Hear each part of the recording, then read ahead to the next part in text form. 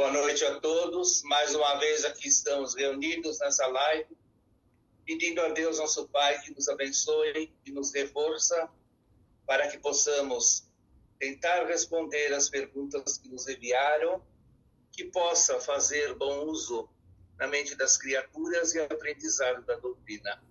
Isto é o pedido que eu faço à espiritualidade. Que Jesus esteja conosco. Vamos lá, Yuri.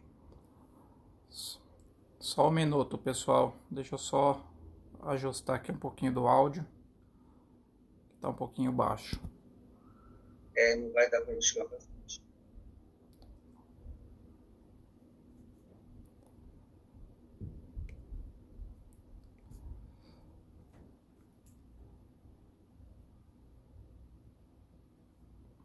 Só mais um minutinho.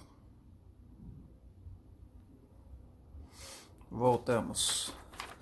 Então vamos lá, os me mandaram aqui algumas perguntas. Eu tentei colocar numa ordem. Quantas perguntas temos? Temos 24 perguntas. Que bom! Garanto que de médiums, dos mensageiros, só 2, né? Creio eu. É a intuição que eu estou tendo. Foram só... O resto, tudo vitória. Exatamente. O prazo era até ontem, né? Então vamos lá. Bom, eu tentei colocar numa ordem mais ou menos sobre assuntos, né? Para a gente poder seguir uma lógica aí. Então a primeira pergunta é: por quem que foi fundado o Espiritismo? Como é que é? Por quem foi fundado o Espiritismo? O Espiritismo não foi fundado. O Espiritismo foi estudado, observado por uma entidade que se chamava Léon Denisard Hippolyte River, em que depois ficou conhecido como Allan Kardec, que era o nome dele de uma encarnação como druida. Kardec era uma criatura assim, muito cética, mas de uma cultura e em bases de Pestalozzi sem tamanho. Estudou em Everdon e ele tinha tudo para ser aquilo que já estava programado pela espiritualidade. Ele veio para fazer aquilo que se chamou de codificação da doutrina. A codificação por ele não, pelos espíritos. Os espíritos, ele foi convidado por uma criatura muito amiga dele, me falha a memória agora, para assistir um trabalho de manifestação de mesa girante. E lá a carta veio para ele, nas letras que giraram com a mesinha, que ele seria um precursor da doutrina espírita. E ele, a partir dali, quis mais provas e teve. Ele escutou os barulhos em casa também, que era o espírito protetor dele, e começou a estudar o que era as manifestações mediúnicas. Isso durou alguns anos. E ele começou a manter contato com as manifestações que começaram a ter e que já haviam, mas mais voltada para uma satisfação pessoal, era moda nos salões, etc., por todos os lados, né? Então ele começou a estudar, recebia cartas,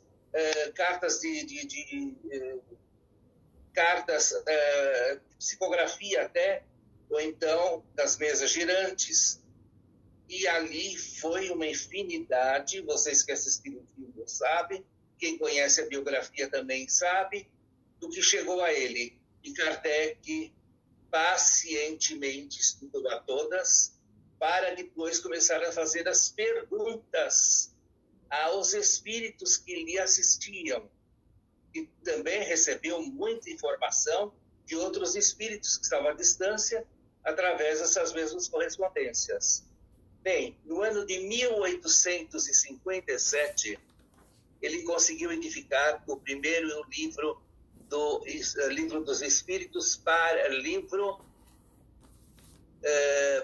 livro dos Espíritos, mas em francês era um outro nome, era Livro para os Espíritas. E Espíritas foi um nome dado pelos espíritos que ali estavam, e veio 400 e poucas perguntas. E depois, nas revisões, depois do próximo, o livro chegou a 1000 e tantas perguntas, abrangendo a todas as dúvidas necessárias que uma criatura pode ter. Aquele que pega o livro dos Espíritos e estuda, ele vai saber o que é a doutrina. Porque a manifestação mediúnica era mais velha que o mundo. Então, o Espiritismo, entre aspas, que foi denominado depois, existia tão velho quanto o mundo. As manifestações sempre estavam através de pitonisas, de bruxos, etc., etc., até chegar numa hora que precisava-se ter esta formatização da doutrina para começar-se a fazer jus, para que outras criaturas encarnassem e a humanidade que quisesse admitir e aceitar pudesse se envolver nisso tudo e dar sequência à sua jornada evolutiva. Eu sei que eu me estendi, mas precisava fazer tudo isso. É a intuição que eu recebo nesse momento. Pois não. Vamos lá. O Espiritismo possui rituais ou dogmas? Evidente que não. Já de cara, Allan Kardec cortou isto, porque os dogmas e os rituais eram em excesso na época, na religião de então. Houve isso, uma perseguição muito grande a ele, mas o que é dogmas? O que é... como é que é a pergunta? Rituais e dogmas, isso. O que são rituais e dogmas? Casamentos, batismos, missas, etc., etc. Então, a igreja é evidente que não gostou disso, fosse esclarecido, que não havia pecado original, que não havia nada disso, e entrou de frente com ele. Não existe. O Espiritismo não tem nem dogmas, nem rituais. Vamos lá. Pois não. Quais os principais preceitos do Espiritismo? Muita gente faz uma confusão. Pensam que é a filosofia, a religiosidade, etc. Não, os preceitos do Espiritismo é a manifestação dos espíritos, a vivência no mundo espiritual, a aceitação e a reencarnação. O Espiritismo abrangeu a reencarnação, que é tão velha quanto o mundo. No Egito falava-se de reencarnação até dizer chega, e as outras duas etapas também foi abrangida como preceitos da doutrina. Pois não. Existe centro espírita? Não, desculpa, eu pulei a pergunta aqui. Quantos são atualmente os seguidores da doutrina? Olha, falar em número, para mim é uma bobagem. E outra, morreu tanta gente, né, que eu não sei como é que está agora. Eles dizem que são 350 milhões. Mas serão espíritas mesmo? Ou se dizem espíritas? Eu não me atenho a número. Eu me atenho àquele que vai praticar o espiritismo. Por isso que eu nunca me importei com uma casa espírita muito cheia ou menos cheia. Há meses que a casa espírita tem muita gente, há outros meses que não tem nada, há pessoas que ficam oriçadas, o que está acontecendo, não tem ninguém no centro, e agora vai fechar? Não vai fechar coisa nenhuma. Centro espírita não fecha sem ser bem orientado. Agora, é evidente, eles passam por fases, então não há necessidade de se dizer quantos, não há, interessa-se é a qualidade. Pois não. Jesus é Deus? Eu estou Vou pegar a caneta primeiro. Pois não. Jesus é Deus? Evidente que não. Evidente que Jesus não é Deus. Deus é a entidade suprema de todos os universos. Jesus é o nosso irmão maior. Isso a gente aprende lá na moral cristã, na evangelização infantil, nos 52 lições de Eliseu Rigonati. Jesus é aquele espírito, nosso irmão mais velho, eu me lembro muito bem, eu era pequeno quando aprendi isso, que encarnou na Terra.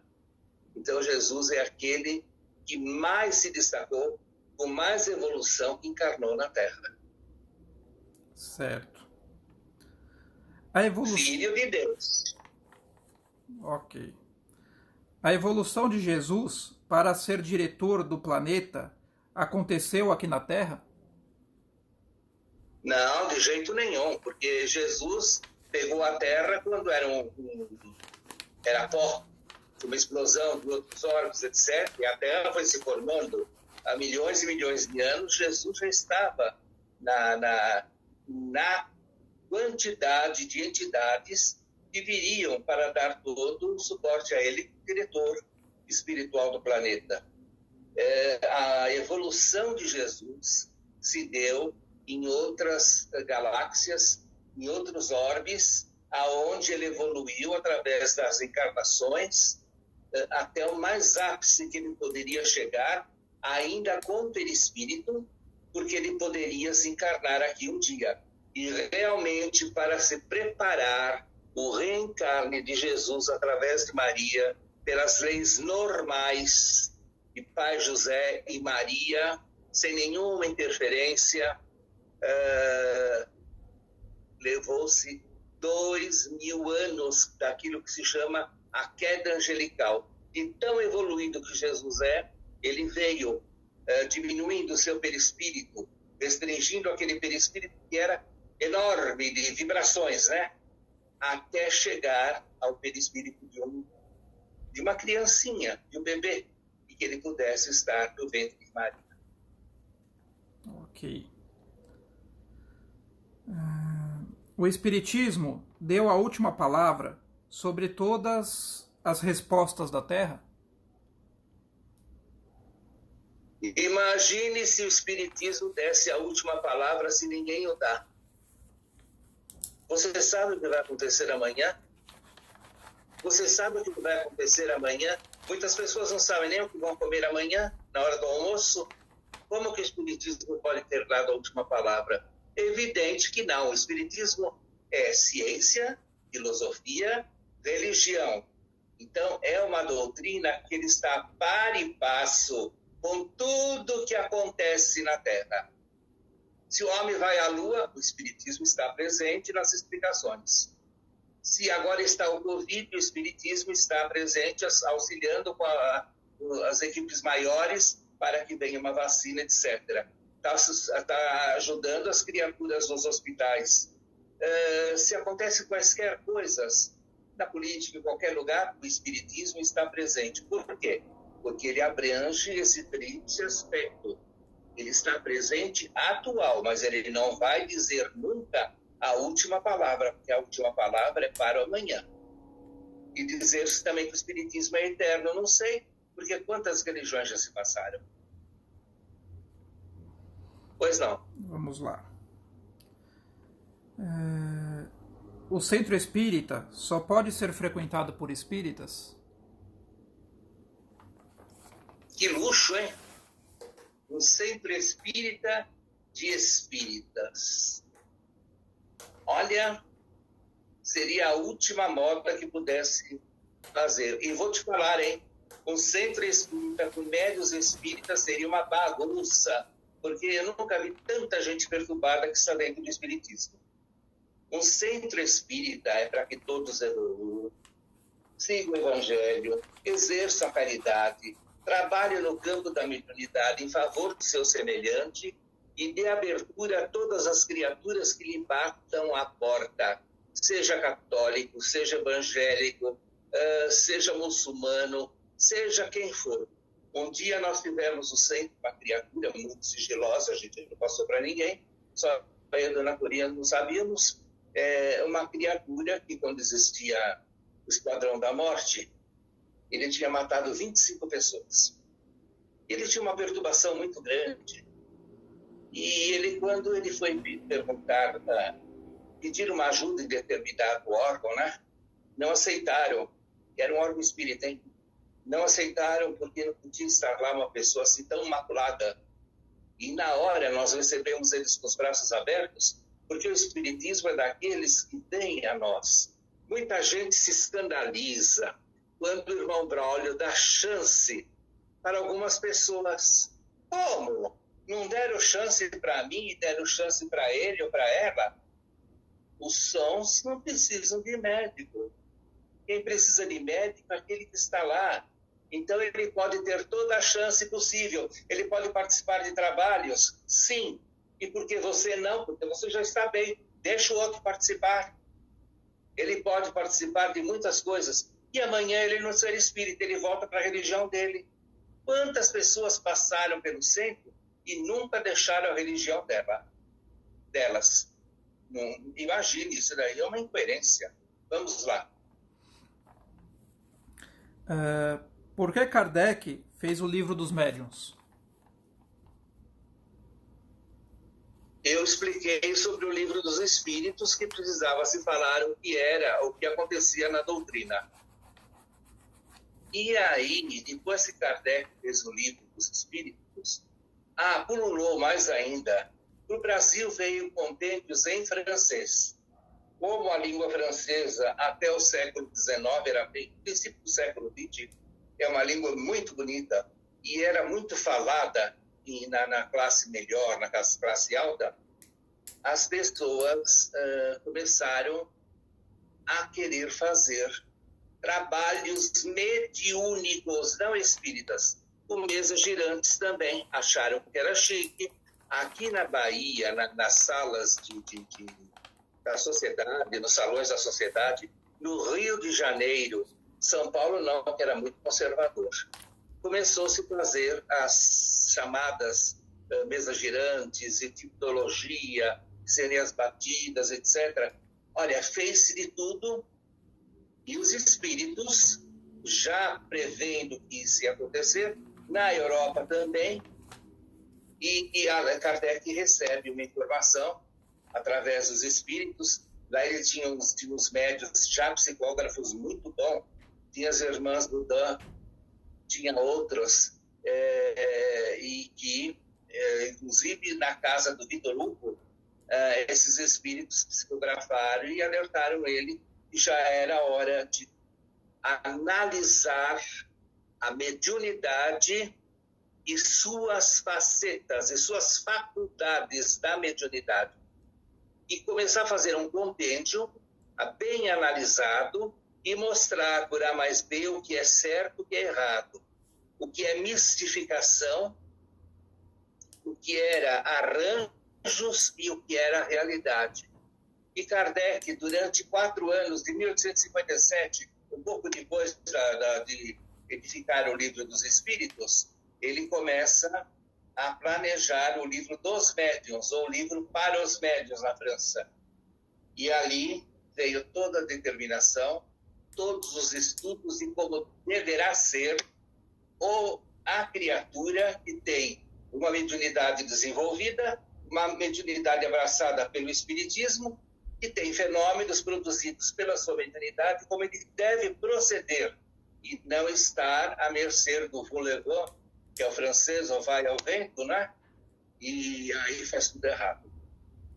O Livro dos Espíritos veio 4 anos depois, o Livro dos Médiuns, 4 anos depois, para que as pessoas pudessem se instruir um pouquinho melhor. Vamos lá. Certo. Todos têm mediunidade? A mediunidade é nata em todos. Ela vem desenvolvendo através das reencarnações. Ela está na genética do padrão do espírito. A mediunidade vem, ela está presente no perispírito, na hora da gestação, na hora do reencarne, já a mediunidade se faz já na parte orgânica. A mediunidade é chamada orgânica por isso, porque estamos encarnados, mas ela é tão velha como as nossas encarnações. Todos, sem exceção, temos mediunidade. Olha, se você tem um aviso, se você tem um sonho que vai acontecer algo e você fica com o pé atrás e acontece, isso não é mediunidade?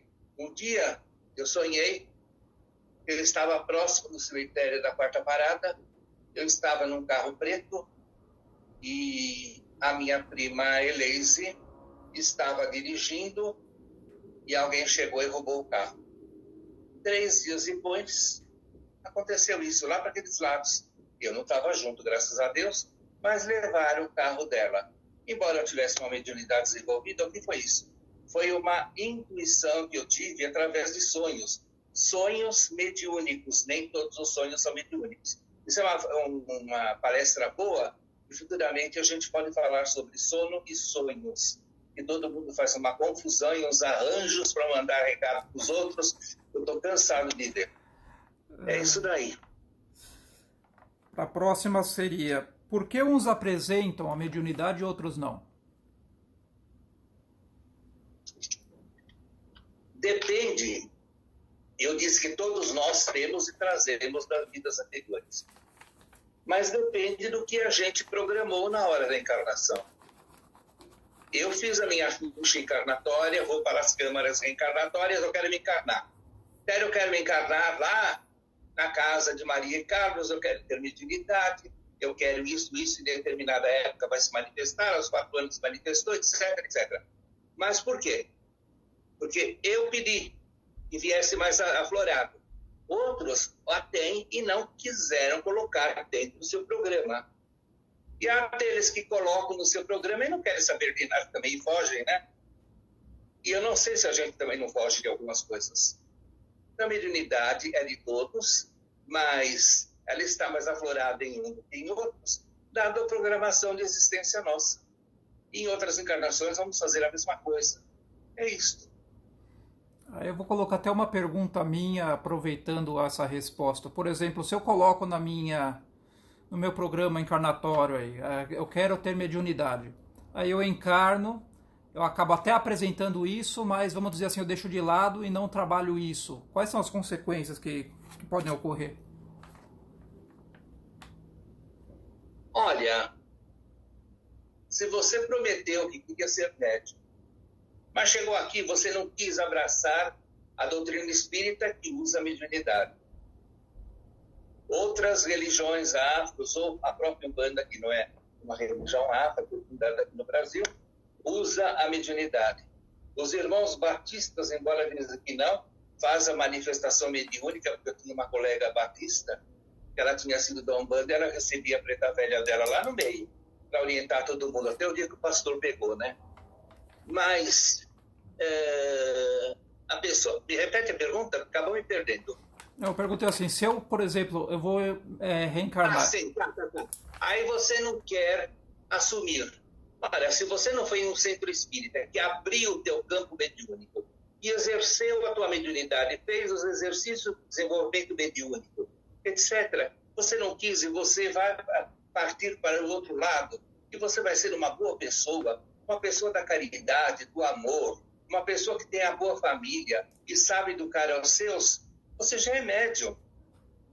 Agora, o pior é que você vem e vai residir lá, não vou falar favela, porque não é todo mundo que nasce na favela que é ruim, hein? Ou a parte comunitária, não pode mais falar favela, já me alertaram. Você encarna onde for, e seja o que for, e é uma pessoa muito má.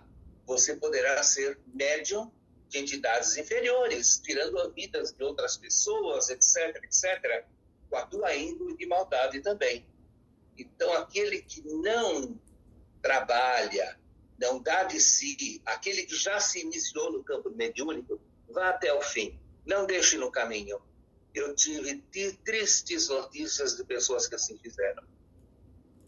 Ok. Como é que a gente pode desenvolver a mediunidade?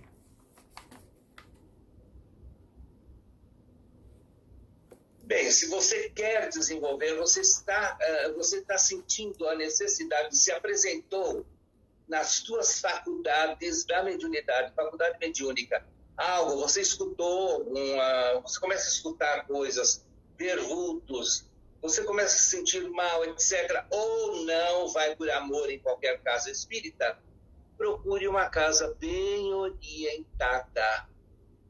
Bem orientada. Aquele que chega no centro espírita e já vai falando, eu quero desenvolver, e eles te falam, vem para cá que eu vou te desenvolver, pode sentar aqui, fuja desse centro, que é uma marmotagem sem tamanho. Um bom centro espírita dá tempo de pelo menos 1 ou 2 anos da pessoa se adaptar, se ver aquilo que ela quer mesmo, se ela aceita ou não aceita, se ela está afinada com aquilo ou não está afinada. Depois que ela fez tudo isso, aí sim ela poderá desenvolver a mediunidade, isto se lhe for afim. Mas antes de desenvolver a mediunidade, ela precisa saber o que é a mediunidade, para que serve a mediunidade, quais os percalços que você poderá encontrar pela frente, o estudo da mediunidade em si. Sem bases da mediunidade, você não pode estar desenvolvendo. Às cegas, ninguém faz. Manda uma dona de casa fazer um prato muito requintado às cegas no fogão. Vai queimar tudo, não vai sair nada. Então a pessoa tem que saber o que ela está fazendo. Se ela não conhecer aquilo, não faça. Não faça, não vai de orelhada, porque você não pode fazer isso. As religiões que usam a mediunidade sempre fazem esse preâmbulo. As pessoas têm que aprenderem a utilizar o porquê. O porquê. Nós temos um livro muito bom de Eliseu Rigonato, chamado A Mediunidade Sem Lágrimas. Lá ensina tudo. Aquele que quiser desenvolver a mediunidade, ou se vocês que já conhecem, indique esse livro para outras pessoas. É um compêndio pequeno, o livro é fininho. Para quem não gosta de ler, tem muito espírita que não gosta de ler, a gente indica, mas a pessoa não lê. E é muito bom ler essas coisas para aprendizado. Vamos lá. Ok.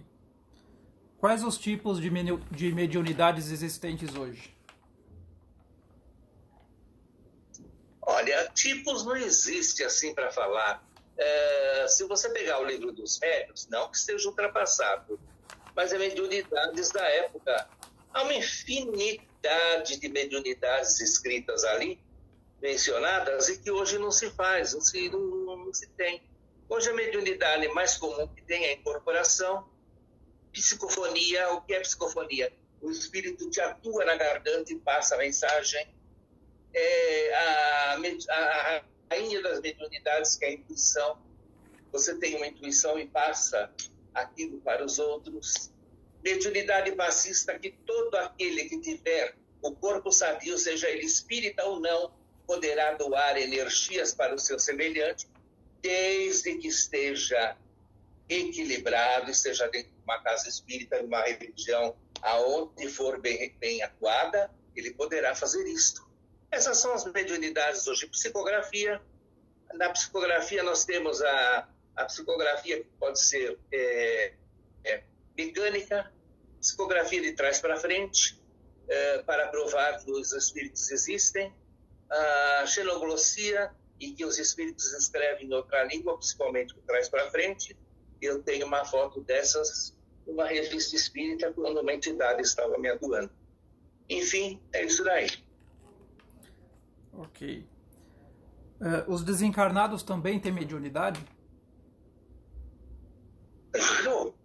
Eu acabei de falar que a mediunidade tem através das encarnações. A gente vai desencarnar e continua com a mediunidade. E há trabalhos mediúnicos do lado de lá. Peguem os livros de André Luiz.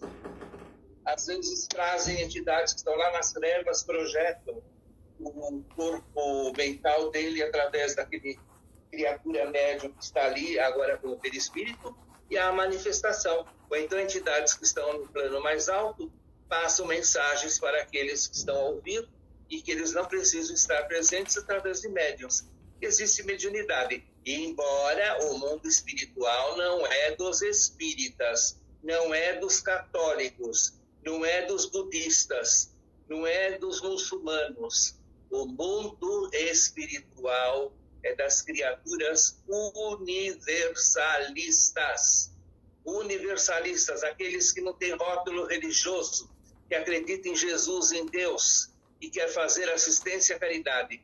Esse é os espíritos que agem no mundo espiritual. O universalismo. Claro que tem facções. Eu desencarno, eu vou viver numa facção que são de espíritas. Outros eu tenho uma senhora, mãe de uma tia minha, que ela é de uma religião católica e ela atua numa corrente totalmente católica. Eu já me encontrei várias vezes com ela. Está certo isso.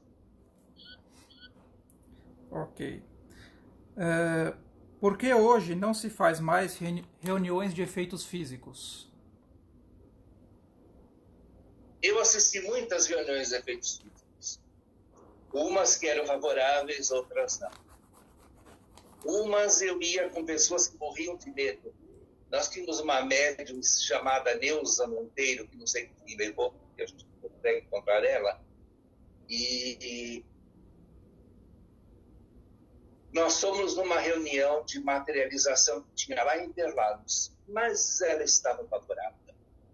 E na sala, todo mundo de paletó, passava-se um cordão dentro da lapela, quer dizer, que se eu levantasse, derrubava os que estavam do meu lado. Ninguém podia se levantar. E aquele espírito do Pétrios Severinos, era o Frei, desencarnado aos 300 anos. Ele pegou uma braçada de flores e começou a jogar flores para as pessoas. E, de repente, a gente estava na última fila. E ela tremendo de medo, eu querendo uma flor. E, de repente, aquele braço cresceu, acho que ficou com 4 metros ou mais, só de braço. Foi lá e depositou uma flor na mão dela, quase que ela desencarna. Eu visto. Olha, isso foi a festa do ano dentro do centro, sabe? Ela tinha medo, ela tem medo dos espíritos. E é médio, hein?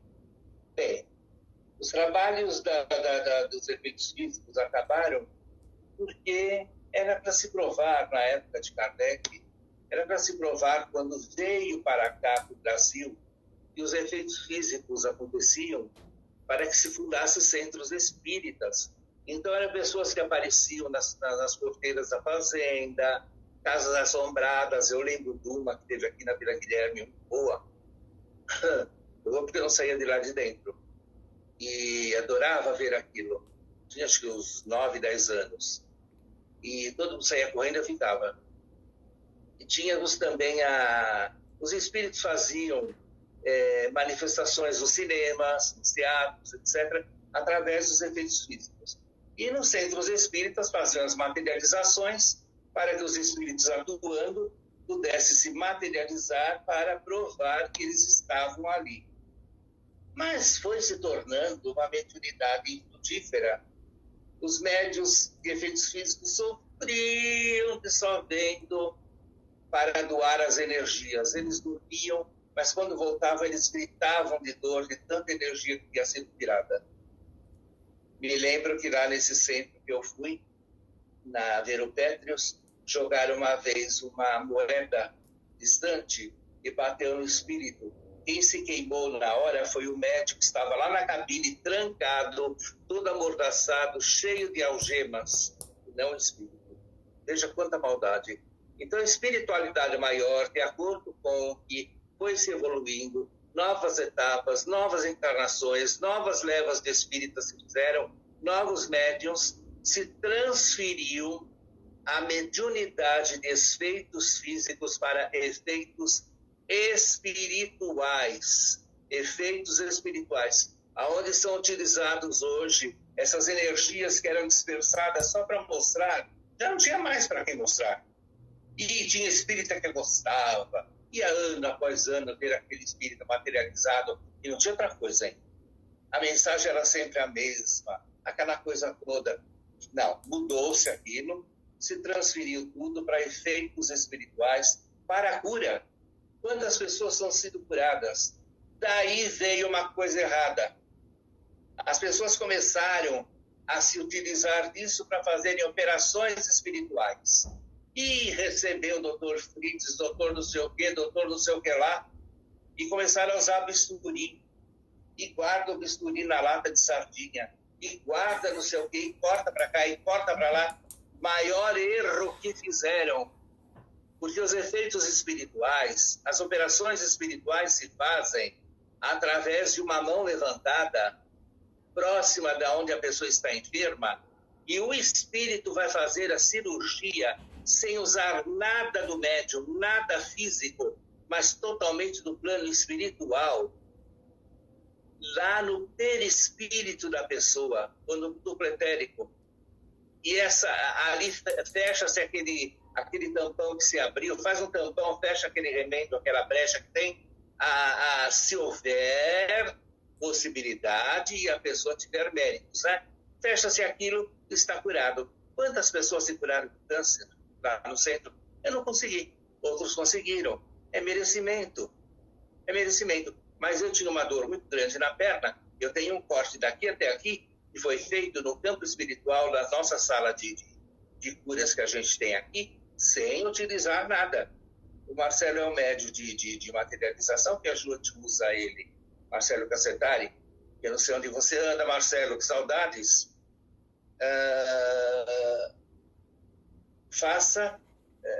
A gente faz esses trabalhos para a cura, para levantar as criaturas que são doentes. Isso é muito importante a todos. Pois não. Só mandar um abraço pro Falcone aí que está nos acompanhando também.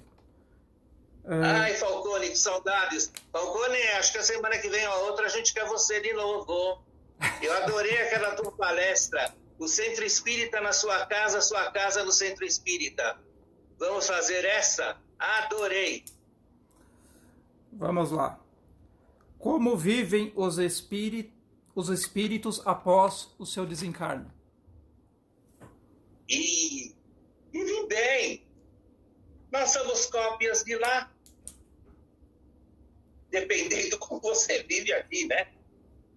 Vivem bem. Se você é uma criatura que está bem, assim que nem o Falcone que está nos vendo, todo cheio de graça, faz palestra, tudo. É evidente que quando ele desencarnar, ele vai ser o governador lá do Juiz de Fora. O Falcone me mata. Mas, se a pessoa está bem, ela vai viver bem do lado de lá. Se a pessoa é uma pessoa maldosa, ela vai parar no umbral. Como é que ela vai ver no umbral? Olha, não vou descrever umbral para vocês. Eu, por causa de um livro de Seu Eliseu, nós fomos lá, A Vida do Frei Joaquim de Jesus. Ele estava na Espanha, em Tarragona, e nós fomos ver uma colônia espiritual que ele residia lá. Era tudo pintado de roxo, meio aquele barro no chão, e as pessoas achavam que estavam andando em pedras maravilhosas, carruagens horríveis, cavalos monstruosos. Era assim que eles viviam. Nós vamos ser aquilo que somos, e nós seremos hoje, que serão amanhã eles aqui. É isso. É sempre evoluindo, né?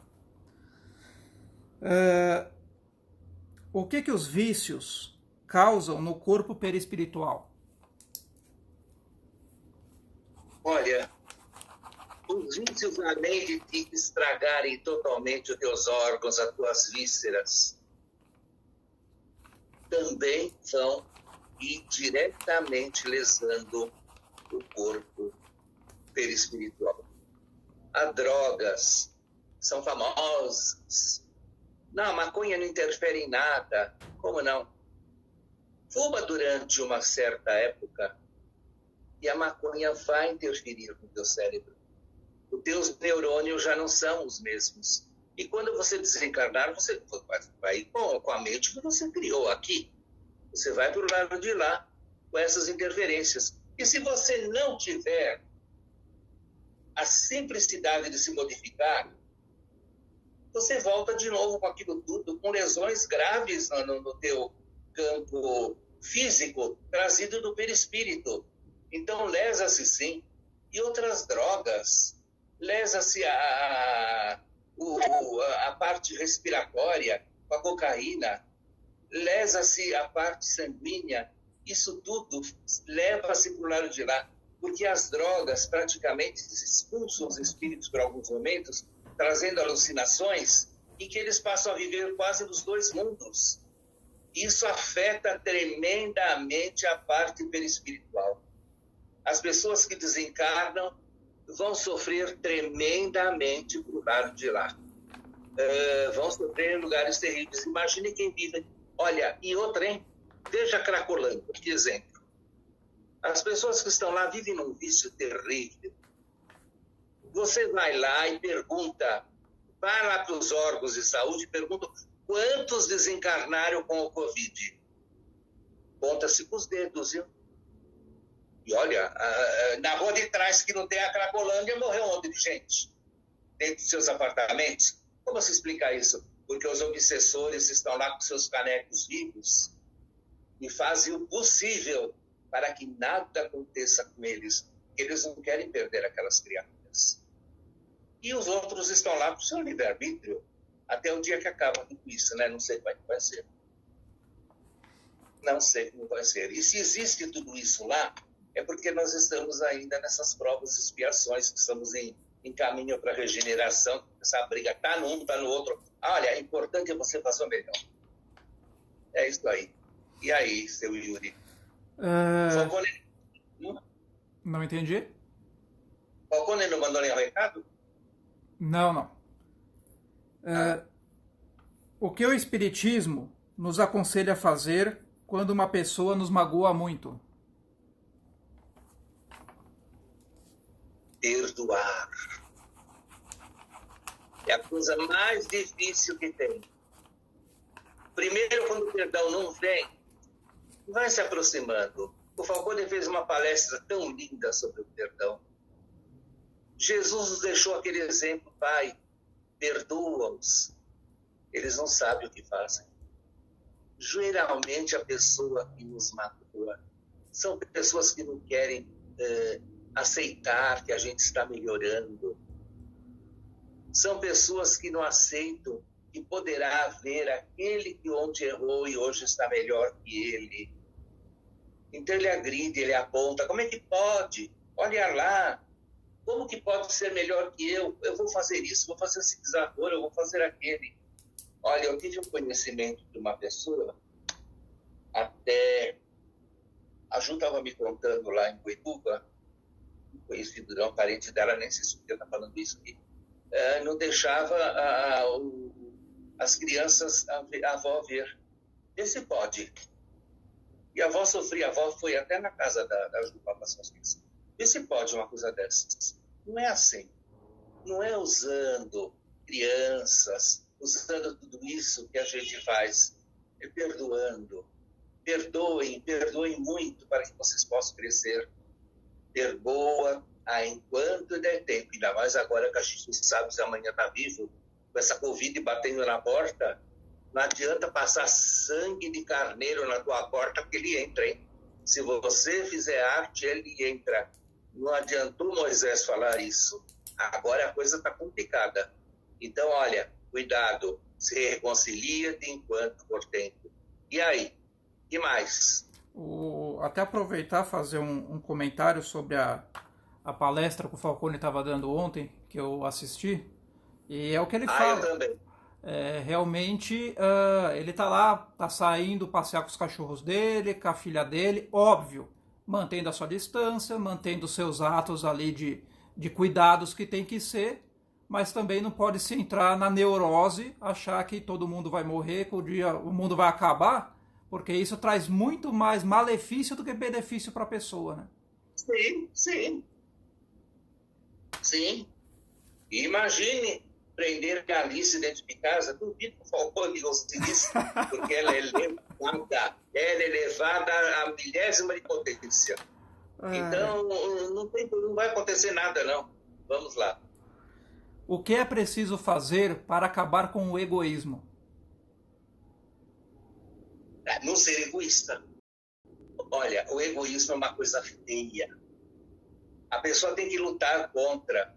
Olha no guarda-roupa, eu tinha isso, hein? Agora eu mando embora. Essa roupa aqui, quando eu emagrecer, eu vou usar. Sabe como eu engordei mais ainda agora? Agora que eu não vou pôr, quase não estou cabendo na tela, como é que eu vou fazer? Eu tenho que dar as minhas coisas, eu não posso ser egoísta, eu tenho que dividir as coisas, sabe? Porque se eu não dividir, eu passo por lado de lá e como é que vai ser? Aí fica aquela briga, cada um pega isso, pega aquilo, e jogam fora aquilo que você mais gostou, que você passou a vida inteira conservando, estava lá cheio de teia de aranha, eles pegam e jogam no lixo. Nem para dar com pobre. Então, o egoísmo é uma coisa terrível. E os pais tomem cuidado, hein? Porque pai egoísta dá aula da maneira de ser para seus filhos. Ensine seus filhos, desde já, a ajudar. Eu sempre falei, ensine seus filhos a tirar um quinhão daquilo que você dá para ele, para ajudar, aqui nós temos o centro, ajudar lá em Boituva. Por que não fazer isso? Você está ajudando aquela criatura a fazer alguma coisa no tempo certo. Para ensinar o Espiritismo, qual que é o melhor método? O amor. O conhecimento da doutrina. Se você não conhece doutrina, se você não tem amor, não se ponha a ensinar. Matricule-se num curso de Espiritismo. Vá aprender primeiro e depois exercite o amor.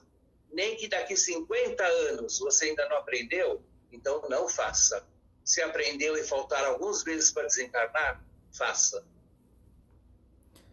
Perfeito. Passaram uma pergunta aqui, que ela é meia... Enfim, vamos lá, vai. Existe centro espírita de Umbanda e Candomblé? Não. Centro espírita de Umbanda, centro espírita de Candomblé não existe. Deixa eu deixar bem claro. Existe Umbanda, existe Candomblé. A Umbanda foi fundada em 1908 pelo Zélio Firmino, lá no Rio de Janeiro, para que as criaturas, o carioca gostava das coisas mais, gosta, né? Mais assim, avoada, então fosse nos terreiros de Umbanda e não fosse aquela responsabilidade que é, como os de origem africana. E também o preconceito, né? O preconceito era muito grande. Isto nasceu, a Umbanda nasceu aqui no Rio de Janeiro, com o Zélio. O Candomblé é uma religião antiquíssima. Vem da época da Atlântida. Você vai encontrar os orixás do Candomblé em todos os lugares. Na Grécia, representada pelos deuses da mitologia. Em Roma, tem sempre representando alguém que é da água, que é do sol, que é dos raios, que é do alto e que é não sei o quê. Sempre tem, já sei, tem 5 minutos. Tem tudo isto. Então, o Candomblé é mais velho que o mundo e ele cultua os orixás. É uma coisa muito bonita. Eu gosto de ver o Candomblé. Pois não. Bom, as perguntas que passaram para mim foram essas. Eu acho que eu preciso voltar aqui. Teve mais, acho que 2 perguntas. Ah, não vai dar tempo. Mas tá em cima da hora já. Foi feita quando? Hoje? Não, agora por quem tá assistindo. Ah, que pena. Quem fez? Uma foi a Mari e a outra foi a Jossara. Manda, Yuri, você escreve para mim no WhatsApp e eu respondo para elas também. Sem porque problemas. está em cima da hora, né? Okay. Eu quero agradecer. Você viu se a minha tia entrou? Eu não, assim, passando pausadamente aqui, eu acredito que não. Mas pode ser que entrou naqueles grupos que eu te falei. Eu tenho que puxar aqui as... Bom, se ela não entrou, eu quero agradecer a minha tia. Ela está com 90 e tantos anos. Está doida para vir para São Paulo. Mas ela está me assistindo lá com minha prima, Ana Maria Latitu. Obrigado. É um exemplo que vocês estão dando. E eu agradeço a minha tia, irmã da minha mãe. É uma criatura que eu gosto muito. Foi minha madrinha. Muito obrigado por estar me vendo ou ter me visto, ou vai me ver depois no YouTube, tá? A minha tia Angelina. Pois não. Certo, então eu acho que a gente... Temos uma infinidade de pessoas que até agora não são firmes ali, me veem sempre, né? Mas os da casa não precisa falar. Vamos lá. Acho que a gente pode ir encerrando, Osmir, fazendo os agradecimentos aí já. Se você... Não. Pode Eu falar. agradeço a Deus, agradeço a Jesus, a Maria de Nazaré, que me deu essa chance de eu poder falar com vocês hoje. Não foi fácil de ter sentado, vocês nem imaginam quanto. A paciência que a gente tem que ter com as pessoas, eu agradeço também. E eu peço que Deus, Cristo e caridade, seja com todos. E todo aquele que sofre, aonde estiver, principalmente pela dor de perder os seus, pelo Covid e tantas outras situações, que a tua paz esteja, Jesus, no coração de todos. Esse é o meu pedido nessa noite. Yuri?